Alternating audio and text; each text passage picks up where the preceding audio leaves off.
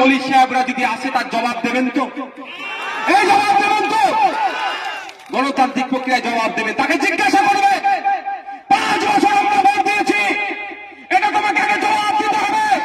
শুভেন্দু অধিকারী যখন মুসলমানদের বিরুদ্ধে কথা বলেছিল, তোমার তিনি কি করেছে আগে জবাব দাও, তারপরে বিজেপির ভয় আমাদেরকে দেখাবে।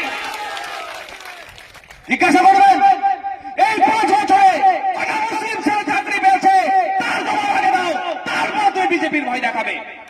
তুমি বিজেপির ভয় দেখাচ্ছ আর মুসলমানদের চাকরি নয়। তুমি বিজেপির ভয় দেখাচ্ছ, আদিবাসীদের চাকরিগুলো বিক্রি হয়ে যাচ্ছে। তুমি বিজেপির ভয় দেখাচ্ছ, এসসিদের চাকরিগুলো বিক্রি হয়ে যাচ্ছে। তোমার মুখে কথা নাই, আর পরিযায়ী পাখির মতো বছরে একবার 5 বছর পর পর এসে বিজেপির ভয় দেখিয়ে আমাদের ভোট লুটেছিল 2021-এ। আর আমরা হতে দেব না। কে আসবে কে যাবে আমার দেখার দরকার নাই। 2026 সালে আমরা 10 থেকে 20টা বিধানসভায় পাঠাবো, যেন সিদ্দিকের মতো লড়াই নেওয়ার মতো মানুষ হবে তো নাকি? এই চক্করে যদি আপনারা পড়েন, আবার বিজেপিকে আটকাতে হবে, তাহলে কি হবে? আবার তৃণমূলকে বলবে ভোট দাও, তাই তো নাকি? একবার ওটা বলেন, আরেকবার বলেন। যা হয়ে গেছে হয়ে গেছে, আর নয়, আর ভয় পাওয়ার জায়গা নয়।